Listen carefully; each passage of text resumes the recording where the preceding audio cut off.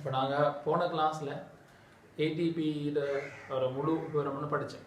ATP எப்படி உருவாக்கப்படுது, ATP உடையப்படுற நேரம் எப்படி சக்தி விடுவிக்கப்படுது, இன்னும் அதுக்கு முதல் கிளாஸில் ஏடிபி எங்கெங்கே பயன்படுத்தப்படுதுன்னு சொன்னதான் பார்த்தோம்.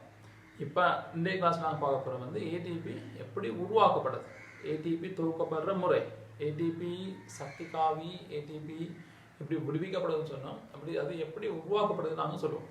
அதுதானே? அப்போ அந்த ஒரு பேர் ஒன்று இருக்குது, ஃபாஸ்போரிலேஷன். ஃபாஸ்போரிலேஷன் தமிழ்லையும் கிட்டத்தட்ட இதே பேர் தான் நான் சொல்கிறோம், ஃபாஸ்போரிலேற்றம். இதோட பேர் ஃபாஸ்போரிலேற்றம். அப்போ சிம்பிளாக ஃபாஸ்போரிலேஷன் அல்லது தமிழில் ஃபாஸ்போரிலேற்றம் என்றா என்னன்னு கேட்டால் ஏடிபி உருவாக்கப்படும் முறை. சரியா? ஆக எளிமையான ஒரு வரைவிலக்கணம் தான் ஏடிபி உருவாக்கப்படும் முறைக்கு பேர் ஃபாஸ்போரிலேற்றம். இது வந்து உண்மையில ஒரு உட்சேப செயல்முறை. நான் சொல்லிக்கிறேமே, ஒரு பொருள் தொகுக்கப்பட்டா, ஒரு பதார்த்தம் தொகுக்கப்பட்டா அது உட்சேபம். ஒரு பதார்த்தம் உடைக்கப்பட்டு எளிமையான பொருட்களாக மாறினா அவசேபம். இங்க ஒரு பதார்த்தம் துவக்கப்படுது. என்ன துவக்கப்படுது? ஏடிபி துவக்கப்படுது. ஏடிபி எங்கே துவக்கப்படும் கேட்டா அது ஏடிபியில இருந்தும் பிளஸ் ஒரு போஸ்பேட்ல இருந்தும் பிளஸ் எனர்ஜியில இருந்தும் எங்கேருந்து வரப்போகுது? ஒரு ஏடிபி நீங்க ஒரு போஸ்பேட் கொடுத்தீங்களா இருந்தா இன்னொரு போஸ்பேட் அதிகரிக்கும். அப்போ 3 போஸ்பேட்டா போயிடும். ஆகவே இது ஏடிபியா மாறும். அதோட சேர்த்து இங்க ஒரு சக்தி வழங்கப்படும். எந்த சக்தி? உங்களுக்கு ஞாபகம் தான், ஒரு அவசேப தாக்கம் நடக்கிற நேரம், உதாரணமா சொல்லுவோமே C6H12O6 என்ற ஒரு சேதன சேர்வு இருக்கு. இது குளுக்கோஸ் தானே. இது உடைக்கப்பட்டா CO2 பிளஸ் H2O பிளஸ் Eம் வரும். எனர்ஜி. அந்த எனர்ஜியை தான் நான் இங்கே போட்டுக்கிறேன். இந்த எனர்ஜியை பயன்படுத்தி தான் இங்கே ஏடிபி துவக்கப்பட போகிறது.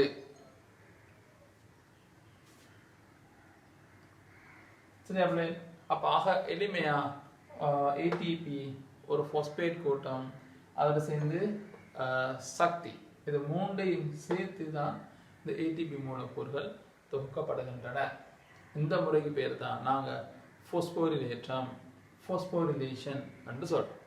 சரிதானே? இப்போ இந்த பாஸ்போரிலேற்றம் 3 முறைகள்ல தாவர விலங்கு உடல்கள் நடக்க போகுது. அது என்ன அந்த 3 முறைன்னு சொல்லி நாங்க பார்ப்போம்.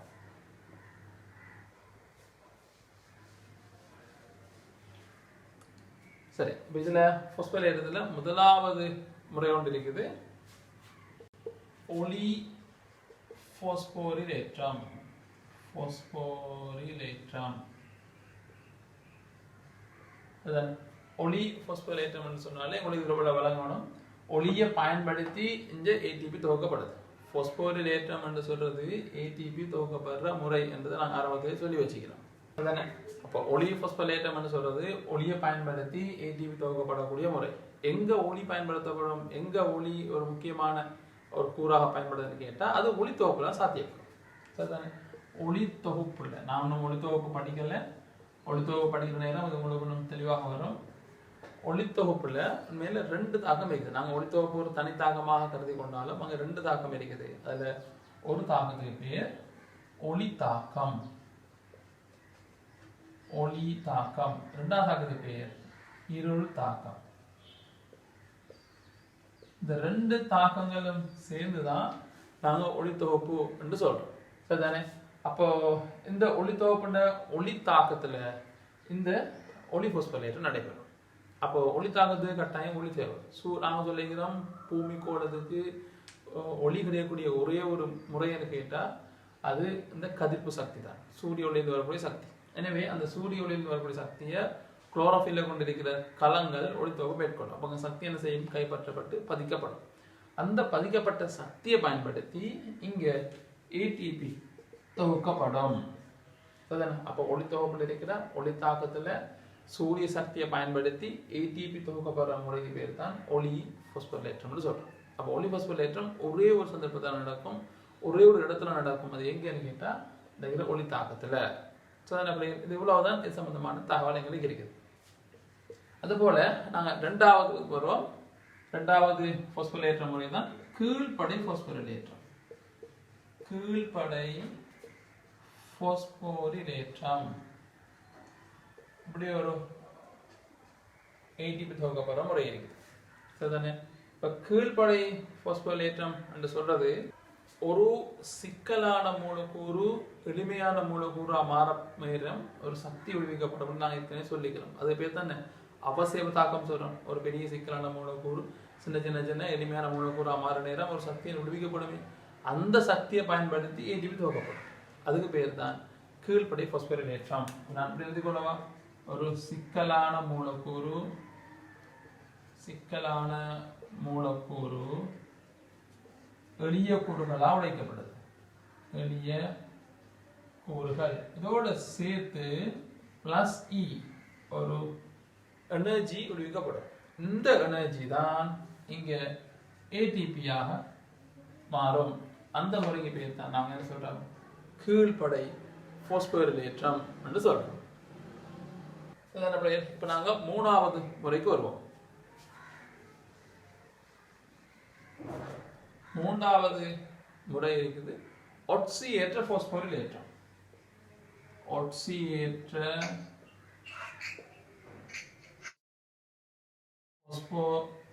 பாஸ்போரிலேற்றம். ஒட்சியேற்ற பாஸ்போரிலேற்றம். அப்போ உங்களுக்கு இதில் விளங்குது ஏதோ ஒரு பொருளோட ஒட்சியேற்றப்பட போகுது. அந்த ஒட்சியேற்றப்படுற நேரம் தான் இது ATP துவக்கப்படும். அப்போ சில மூலக்கூறுகள் ஒட்சியேற்றப்படுற நேரம் நான் எழுதிக்கொள்றேன், ஒரு ரெட் கலர் எழுதிக்கொள்றேன்.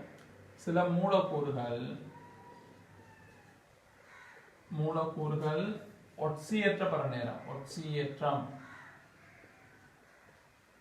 பர நேரம் இங்க ஒரு சக்தி ஒன்று வெளிவிடப்படும். அந்த சக்தியை பயன்படுத்தி ATP துவக்கப்படும். அதுக்கு பேர் தான் நாங்க ஒட்சியேற்ற பாஸ்போரிலேற்றம் என்று சொல்றோம்.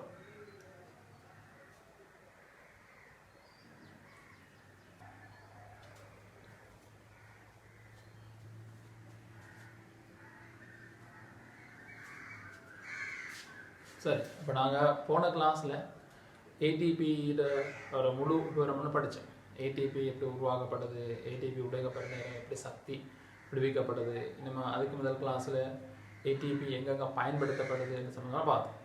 இப்போ இன்றைய கிளாஸ் நாங்கள் பார்க்க போகிறோம் வந்து ATP எப்படி உருவாக்கப்படுது, ATP தொகுக்கப்படுற முறை, ATP சக்தி காவி ATP எப்படி விடுவிக்கப்படுதுன்னு சொன்னோம். அப்படி அது எப்படி உருவாக்கப்படுதுன்னு நாங்கள் சொல்லுவோம். அதானே? அப்போ அந்ததுக்கு ஒரு பேர் ஒன்று இருக்குது, பாஸ்போரிலேஷன். பாஸ்போரிலேஷன் தமிழ்லையும் கிட்டத்தட்ட இதே பேர் தான் நாங்கள் சொல்கிறோம், பாஸ்போரிலேற்றம். இதோட பேர் பாஸ்போரிலேற்றம். அப்போ சிம்பிளாக பாஸ்போரிலேஷன் அல்லது தமிழில் பாஸ்போரிலேற்றம் என்றா என்னன்னு கேட்டால் ATP உருவாக்கப்படும் முறை. சரியா? ஆக எளிமையான ஒரு வரைவிலக்கணம் தான் ATP உருவாக்கப்படும் முறைக்கு பேர் பாஸ்போரிலேற்றம். இது வந்து உண்மையில ஒரு உட்சேப செயல்முறை. நான் சொல்லிக்கிறேமே, ஒரு பொருள் தொகுக்கப்பட்டா, ஒரு பதார்த்தம் தொகுக்கப்பட்டா அது உட்சேபம். ஒரு பதார்த்தம் உடைக்கப்பட்டு எளிமையான கூறுகளாக மாறினா அவசேபம். இங்க ஒரு பதார்த்தம் துவக்கப்படுது. என்ன துவக்கப்படுது? ATP துவக்கப்படுது. ATP எங்கே துவக்கப்படும் கேட்டா அது ADP-ல இருந்தும் பிளஸ் ஒரு பாஸ்பேட்ல இருந்தும் பிளஸ் எனர்ஜில இருந்தும். எங்கேருந்து வரப்போகுது? ஒரு ADP நீங்க ஒரு பாஸ்பேட் கொடுத்தீங்களா இருந்தா இன்னொரு பாஸ்பேட் அதிகரிக்கும். அப்போ 3 பாஸ்பேட்டா போயிடும். ஆகவே இது ATP-யா மாறும். அதோட சேர்த்து இங்க ஒரு சக்தி வழங்கப்படும். எந்த சக்தி? உங்களுக்கு ஞாபகம் தான், ஒரு அவசேப தாக்கம் நடக்கிற நேரம். உதாரணமா சொல்லுவோமே, C6H12O6 என்ற ஒரு சேதன சேர்வை இருக்கு. இது குளுக்கோஸ் தானே. இது உடைக்கப்பட்டா CO2 பிளஸ் H2O பிளஸ் Eயும் வரும். எனர்ஜி. அந்த எனர்ஜியை தான் நான் இங்கே போட்டுக்கிறேன். இந்த எனர்ஜியை பயன்படுத்தி தான் இங்கே ATP துவக்கப்பட போகிறது.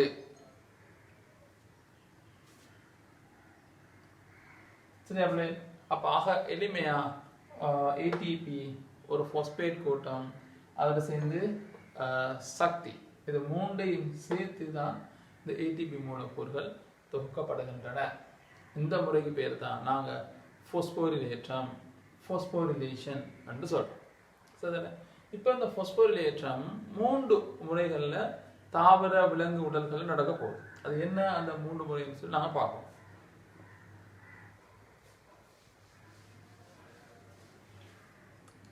சரி, இப்போ இதில் பாஸ்போரிலேற்றத்தில் முதலாவது முறை ஒன்று இருக்குது, ஒளி பாஸ்போரிலேற்றம்.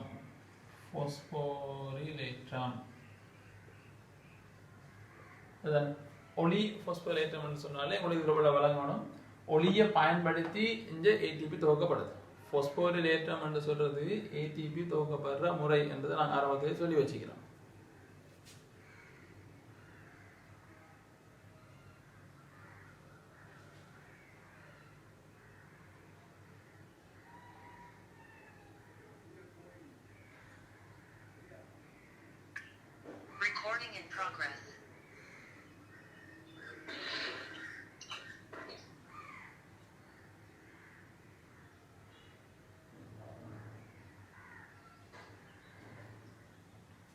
அதானே? அப்போ ஒளி பாஸ்போரிலேற்றம் சொல்றது ஒளியை பயன்படுத்தி ஏடிபி துவக்கப்படக்கூடிய முறை. எங்க ஒளி பயன்படுத்தப்படும், எங்க ஒளி ஒரு முக்கியமான ஒரு கூறாக பயன்படுதுன்னு கேட்டா அது ஒளி தொகுப்புல சாத்தியப்படும். சரிதானே? ஒளி தொகுப்புல நான் ஒன்றும் ஒளி தொகுப்பு படிக்கல, ஒளி தொகுப்பு படிக்கிற நேரம் அது உங்களுக்கு ஒன்றும் தெளிவாக வரும். ஒளி தொகுப்புல உண்மையில 2 தாக்கம் இருக்குது. நாங்கள் ஒளி தொகுப்பு ஒரு தனி தாக்கமாக கருதி கொண்டாலும் அங்கே 2 தாக்கம் இருக்குது. அதுல ஒரு தாக்கத்துக்கு பேர் ஒளி தாக்கம். ஒளி தாக்கம். 2ஆவது தாக்கத்துக்கு பேர் இருள் தாக்கம். இந்த 2 தாக்கங்களும் சேர்ந்துதான் நாங்க ஒளி தொகுப்பு என்று சொல்றோம்.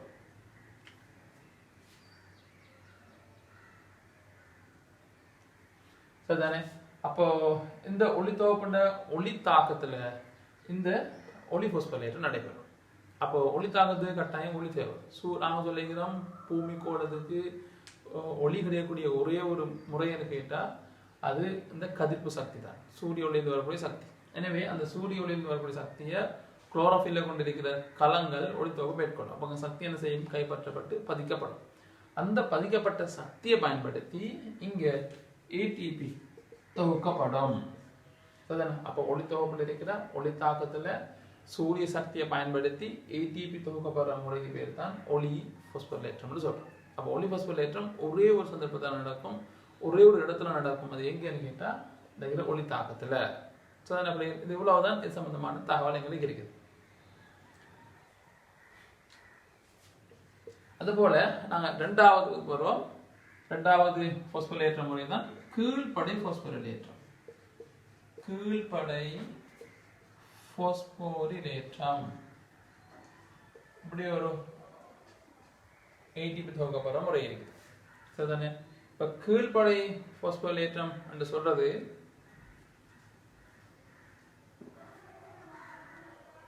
ஒரு சிக்கலான மூலக்கூறு எளிமையான மூலக்கூறா மாறும் ஒரு சக்தி விடுவிக்கப்படும். நாங்கள் ஏற்கனவே சொல்லிக்கிறோம். அது பேர் தானே அவசேப தாக்கம் சொல்றோம். ஒரு பெரிய சிக்கலான மூலக்கூறு சின்ன சின்ன சின்ன எளிமையான மூலக்கூறா மாற நேரம் ஒரு சக்தியை விடுவிக்கப்படுமே. அந்த சக்தியை பயன்படுத்தி ஏடிபி துவக்கப்படும்.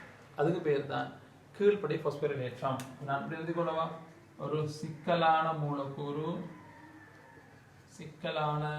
மூலக்கூறு எளிய கூறுகளா உடைக்கப்படுது.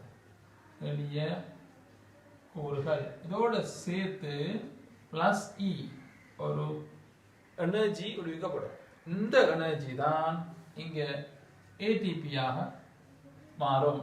அந்த முறைக்கு பேர் தான் நாங்க என்ன சொல்றோம்? கீழ்ப்படை பாஸ்போரிலேற்றம் என்று சொல்றோம்.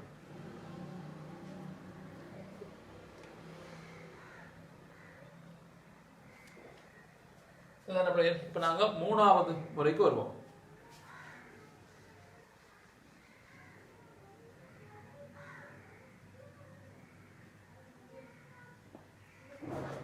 மூன்றாவது முறை இருக்குது ஒட்சியேற்ற பாஸ்போரிலேற்றம். ஒட்சியேற்ற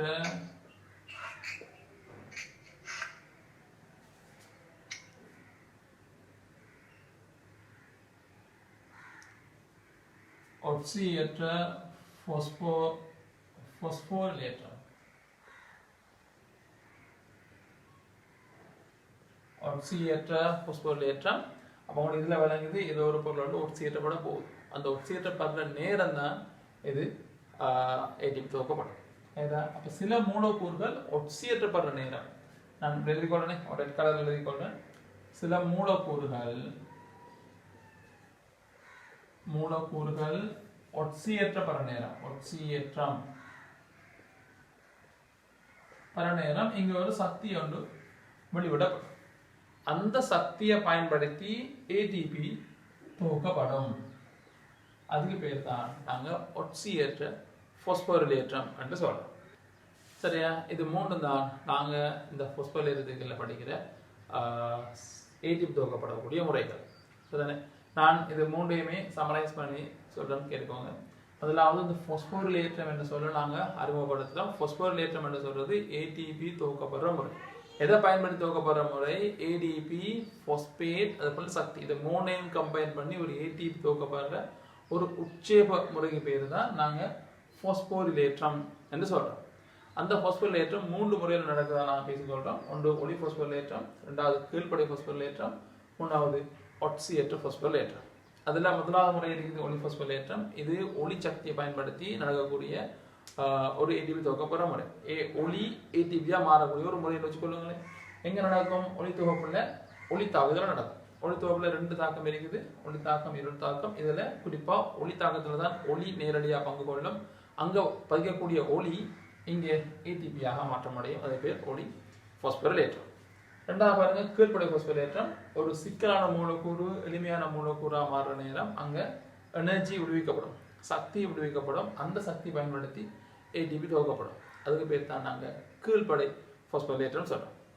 கீழ்ப்படையிலிருந்து விடுவிக்கப்பட்ட சக்தியை பயன்படுத்தி ஏடிபி துவக்கப்படினால கீழ்ப்படை பாஸ்போரிலேற்றம் சொல்றோம். மூணாவது இருக்குது ஒட்சியேற்ற பாஸ்போரிலேற்றம். ஒரு மூலக்கூறு ஒட்சியேற்றப்படுற நேரம் இந்த சக்தி விடுவிக்கப்படும். அவ்வாறு விடுவிக்கப்படக்கூடிய சக்தியை பயன்படுத்தி நடக்கிறபடினால இதுக்கு பேர் ஒட்சியேற்ற பாஸ்போரிலேற்றம் என்று நாங்கள் சொல்றோம். இதுதான் இந்த பகுதியில மிக எளிமையான சமரி. இப்போ ஹெடிங் போட்டுக்கொள்ளுங்க, பாஸ்போரிலேற்றம். பாஸ்போரிலேற்றம் இங்கிலீஷ்லயும் போட்டுக்கொள்ளுங்க, பாஸ்போரிலேஷன். பாஸ்போரிலேஷன் இந்த ப்ளூ கலர் அழிக்கிறத ஹெடிங்காக போட்டுக்கொள்ளுங்க. நான் மற்றது அழிக்கலாம், சில நேரம் தேவைப்படும்ன்றதுக்காக தான் அப்படியே வச்சுக்கிறேன். நான் பாக்ஸ் பண்ணி வரேன்னு பாருங்க. பாஸ்போரிலேற்றம், பாஸ்போரிலேஷன் என்று ஹெடிங் போட்டுக்கொள்ளுங்க.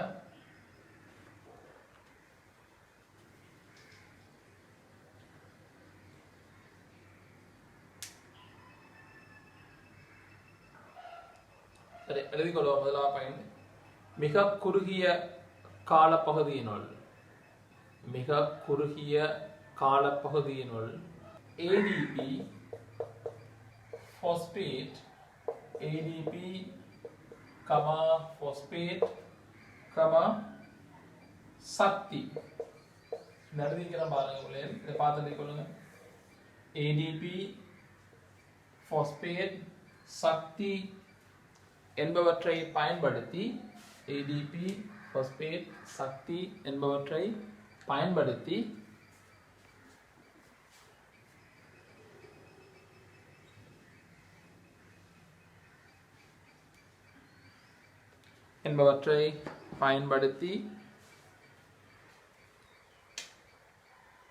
ஏடிபி என்பவற்றை பயன்படுத்தி ஏடிபி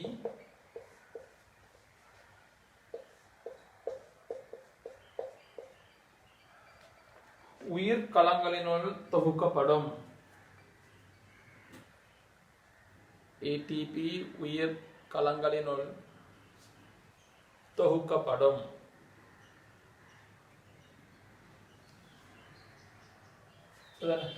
ஏடிபி பாஸ்பேட் சக்தி என்பவற்றை பயன்படுத்தி ஏடிபி உயிர் கலங்களினுள் தொகுக்கப்படும். இந்த செயல்முறை பேர் தான் என்ன சொல்றோம்? பாஸ்போரிலேற்றம் சொல்றோம். அப்ப தொடர்ந்து எழுதிக் கொள்ளுங்க. கலங்களினுள் ஏடிபி தோற்றுவிக்கப்படலானது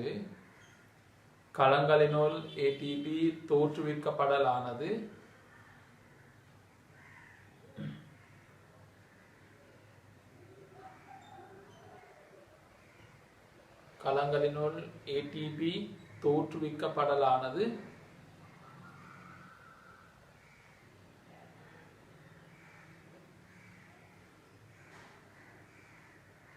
பாஸ்போரிலேற்றம் என அழைக்கப்படும். தோற்றுவிக்கப்படலானது பாஸ்போரிலேற்றம் என அழைக்கப்படும்.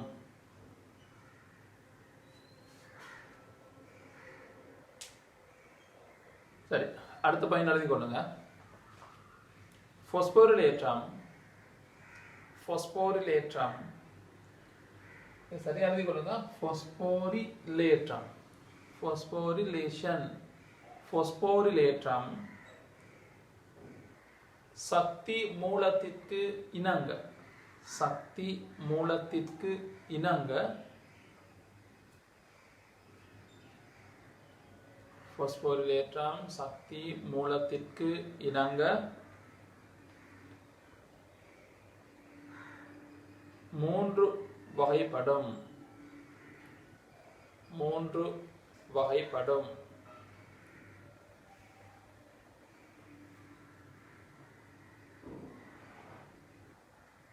சரி, அதில் எழுதிக்கொள்ளுங்க. முதலாவது நான் எழுதிக்கிறேன் ஒளி பாஸ்போரிலேற்றம்.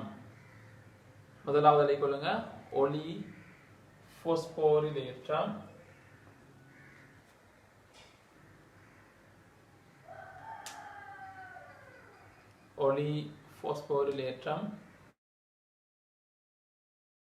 அது கீழே எழுதிக்கொள்ளுங்க. ஜஸ்ட் ஒன் லைன்ல ஒரு பாயிண்ட் எழுதிக்கொள்ளுங்க. ஒளித்தொகுப்பில்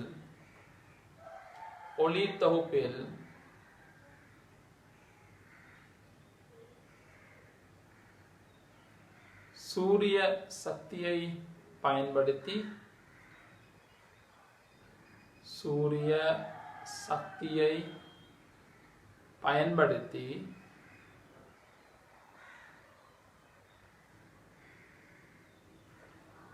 ATP தொகுக்கப்படல்.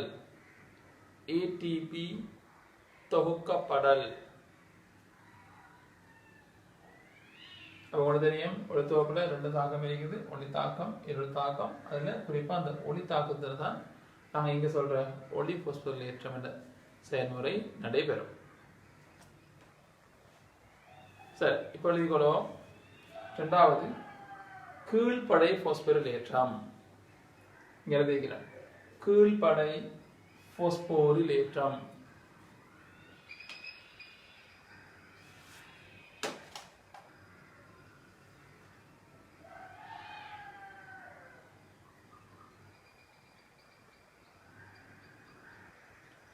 சரி, இதுக்கு எழுதிக்கொள்வோம். களச்சுவாசத்தில்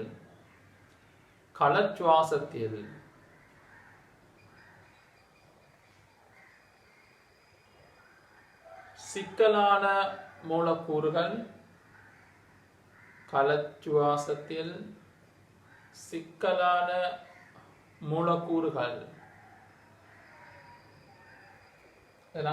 இதுல சொல்லிக்கிற அந்த கீழ்ப்படைனா என்ன என்று சம்பந்தமா நாங்க இன்னும் கொஞ்ச நேரத்துல படிக்க போற விஷயத்துல பார்க்கலாமா என்னன்னு சொல்லி நொதியங்கள்ல தான் மேல அந்த கீழ்ப்படைனா என்ன என்ற ஒரு தகவல் இருக்குது. அது பிறகு களச்சுவாசத்திலையும் அதே மாதிரி விஷயம் இருக்குது. நீங்க இப்போதைக்கு எழுதி கொள்ள நாங்க அடுத்தடுத்த பகுதியை படிக்கிற நேரம் உங்களுக்கு அது தெரிய வரும். கீழ்ப்படை சொல்லியிருக்கிற நீங்க எழுதுனீங்க சிக்கலான மூலக்கூறுகள், அதாவது களச்சுவாசத்தில் சிக்கலான மூலக்கூறுகள் எளிமையான மூலக்கூறுகளாக உடைக்கப்படும் பொழுது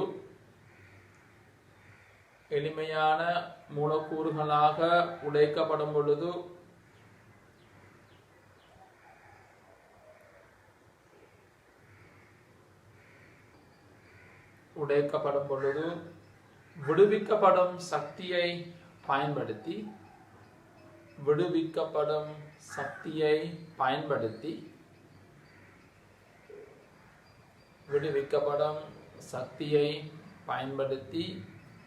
ATP தொகுக்கப்படல். நான் இங்கே காட்டுகிறேன். சக்தியை பயன்படுத்தி இதிலிருந்து ATP தொகுக்கப்படும். நீங்க தேவையா இருந்தா இங்க ரெட் கலர் எழுதிக்கிற அந்த தாக்கத்தையும் இந்த நோட்ஸ் எழுதி கொள்ளலாம்.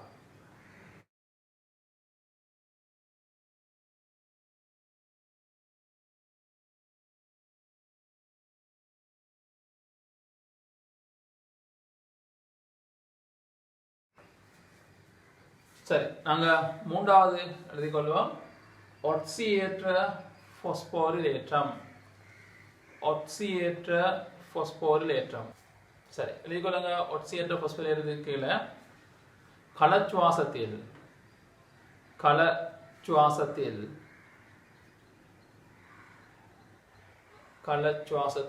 மூலக்கூறுகளின் ஒட்சியேற்றத்தின் விளைவாக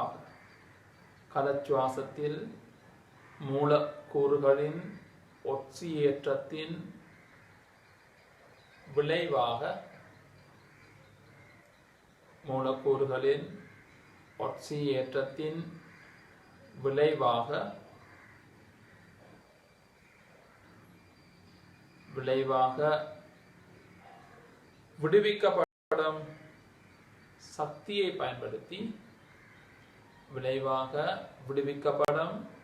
சக்தியை பயன்படுத்தி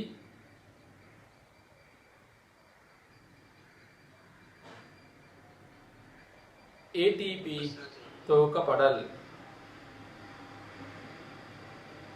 விடுவிக்கப்படும் சக்தியை பயன்படுத்தி ATP தொகுக்கப்படல்.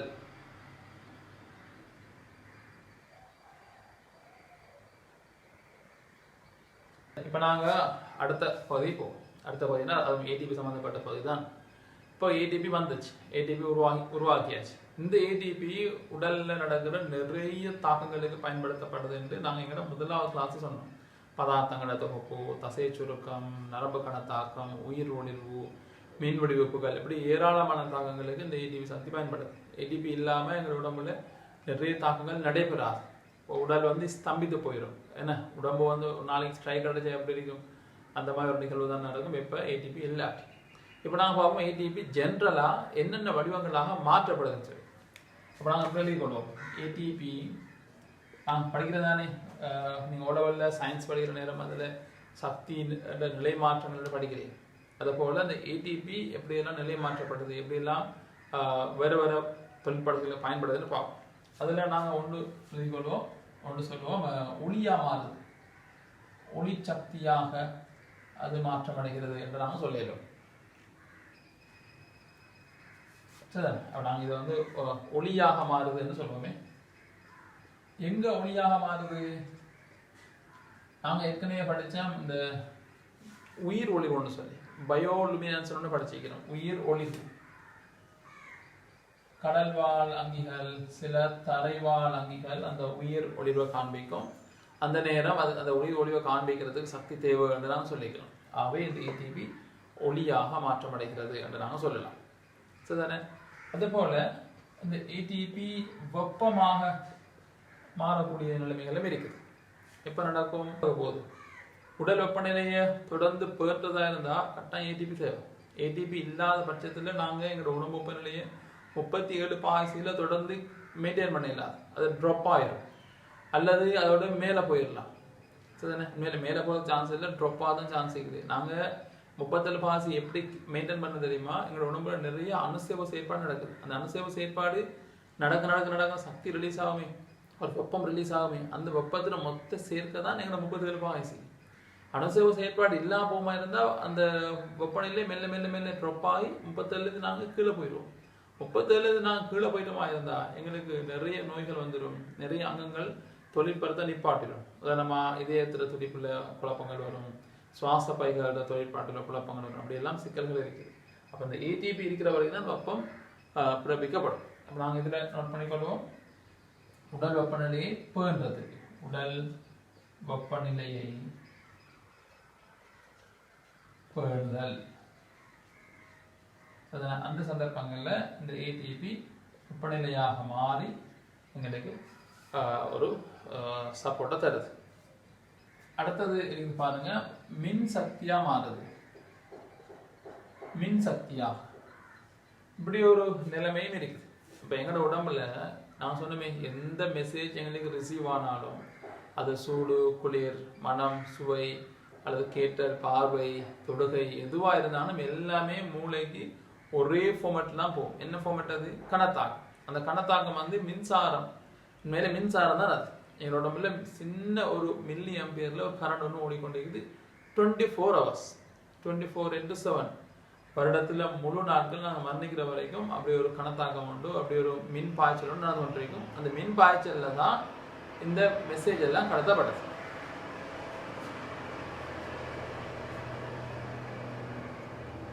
அப்ப நாங்க இதில் எழுதிக் கொள்வோம், கணத்தாக்கம் கடத்தல். கணத்தாக்கம் கடத்தப்படுறதுல இந்த ஏடிபி மின் சக்தியாக மாற்றப்படுது. அடுத்தது எழுதிக் கொள்வோம், இரசாயன சக்தி. இரசாயன சக்தியாக இந்த ஏடிபி மாற்றப்படுகிறது. நாங்க படிக்கிற நிறைய சேவைகள்ல உட்சேபம் தானே, நிறைய சேவைகள் துவக்கப்படுற நேரம் அங்கே சக்தி தேவை தானே. சுயாதீன சக்தியை பயன்படுத்தி தான் உட்சேபம் நடைபெறுது என்று நாங்கள் சொல்றோம். சுயாதீன சக்தியை வெளியிட்டு தான் அவசேபம் நடைபெறுன்னு நாங்கள் சொல்றோம் தானே. இதில் உட்சேபத்துக்கு சக்தி நீங்க கொடுக்கணும், இன்புட் கொடுக்கணும் தானே. அப்ப நிறைய பதார்த்தங்கள்ல துவக்கப்படுற நேரம் அங்க இரசாயன சக்தியாக இந்த ஏடிபி பயன்படுது. எனவே பதார்த்தங்களோட தொகுப்புள்ள இது பயன்படுது. நான் ஷோர்ட் எழுதிக்கொள்ள, நாங்கள் டீட்டெயிலாக எழுதிக்கிறோம். பதார்த்தங்களின் தொகுப்பு இதெல்லாம் பயன்படுது. கடைசியாக நான் இன்னொரு முறைன்னு சொல்லுவோம், பொறிமுறை சக்தி, மெக்கானிக்கல் எனர்ஜி. பொறிமுறை சக்தி தசை சுருக்கம் ஒன்று நாங்கள் ஏற்கனவே சொல்லிக்கிறோம். தசை சுருக்கம் சொல்றது சாதாரணமாக இவங்க தசை சுருங்குது, இதுதான் நான் தசை சுருக்கம் சொல்றோம். இதில் பொறிமுறை எல்லாம் எங்களுக்கு யூனிட் 5ல 5.9 யூனிட் 5ல இருக்கிறோம், 5.9 செக்ஷன்ல இருக்குது. அதனால் அங்கே போய் படிச்சுக்கொள்வோம்.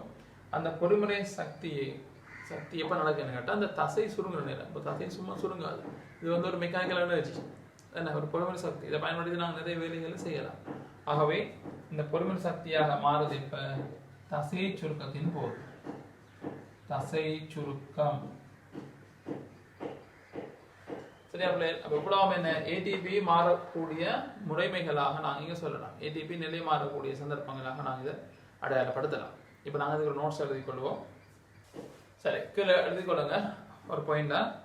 உயிர்கலங்களில் ஏடிபியில் உள்ள உயிர்கலங்களில் ஏடிபியில் உள்ள சக்தி, உயிர்கலங்களில் ஏடிபியில் உள்ள சக்தி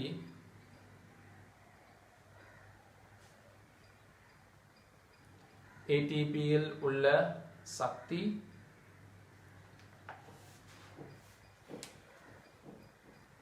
வெவ்வேறு தொழில்களுக்கு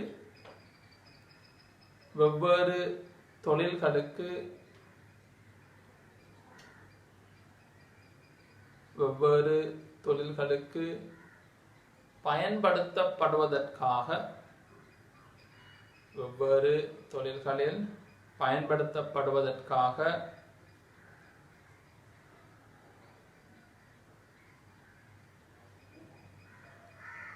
பல்வேறு சக்தி வடிவங்களாக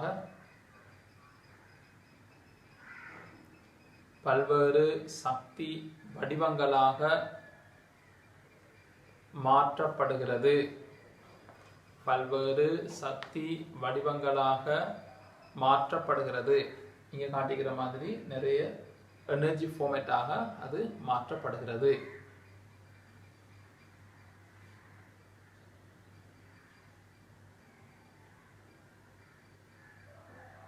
சரியா பிள்ளை? இப்போ நீங்கள் என்ன செய்யுங்க, இந்த ஸ்கெட்சை வரைங்க தானே, இந்த கோட்டு வழிபடத்தை வரைஞ்சி கொள்ளுங்க. நான் இடத்துல அந்த கீழே ரெட் கலர் எழுதிக்கிறேனே அதை மட்டும் நீங்கள் விட்டுட்டு மற்ற பாக்ஸ் எல்லாம் எழுதி கொள்ளுங்க. இங்கே கீழே வர வேண்டியது நான் கொஞ்சம் மாடிஃபை பண்ணி சொல்கிறேன் உங்களுக்கு. ஸோ தானே, இப்போது இது மட்டும் வரைங்க.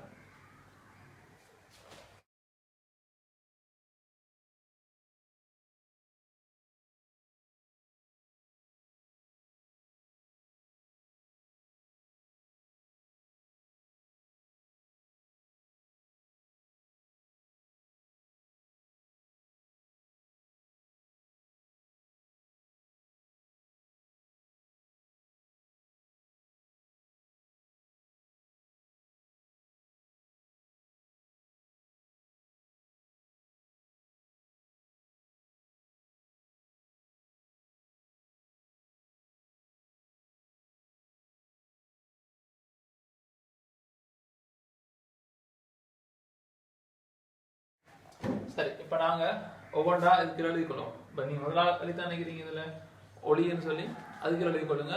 உயிர் ஒளிர்வில் பயன்படும், உயிர் ஒளிர்வில் பயன்படும் என்று எழுதிக்கொள்ளுங்க.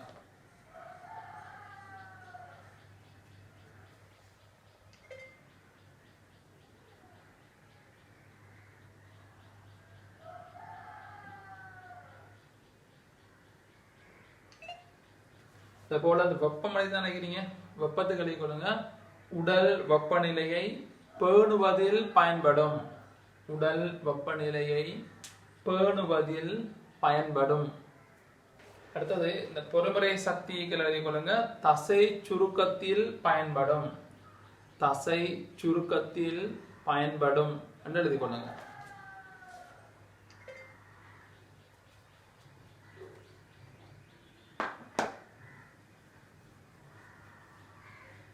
அடுத்தது இந்த மின்சக்தியினை தானே, மின்சக்திக்கு எழுதிக்கொள்ளுங்க.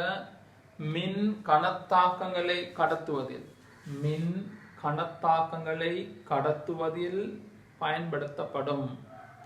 நாங்கள் கணத்தாக்கம் எழுதிக்கிறோம், நீங்க இதுல மின் ஒன்று சொல்லி சேர்த்துக்கொள்ளுங்க. மின் கணத்தாக்கங்களை கடத்துவதில் பயன்படுத்தப்படும் என்று எழுதிக்கொள்ளும்.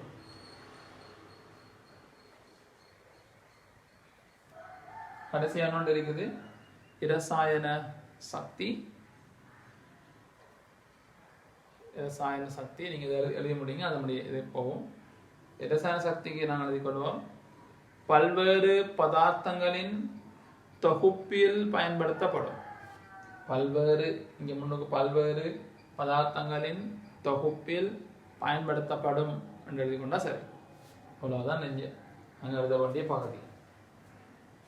சரி, அப்போ இவ்வளவுதான் நாங்க அனுசேபம் சக்தி சம்பந்தமா படிக்க வேண்டிய பகுதி. அனுசேபம் சக்தி தொடர்பு என்ற பகுதியில படிக்க வேண்டிய பகுதி இவ்வளவுதான். அனுசேபம்னா என்ன, அது எங்க நடக்குதுன்னு பார்த்தோம். பிறகு ஏடிபி என்ற அறிமுகம், ஏடிபியின் உற்பத்தி, ஏடிபியின் கூறுகள் எப்போ விடுவிக்கப்படும், எப்போ உற்பத்தி செய்யப்படும், பிறகு ஏடிபி எப்போ பயன்படுத்தப்படும், இதெல்லாம் பார்த்துக்கிறோம். இவ்வளவுதான் நாங்க அனுசேபம் சக்தி தொடர்பு என்ற சாப்டர் படிக்க வேண்டிய பகுதி. சரி.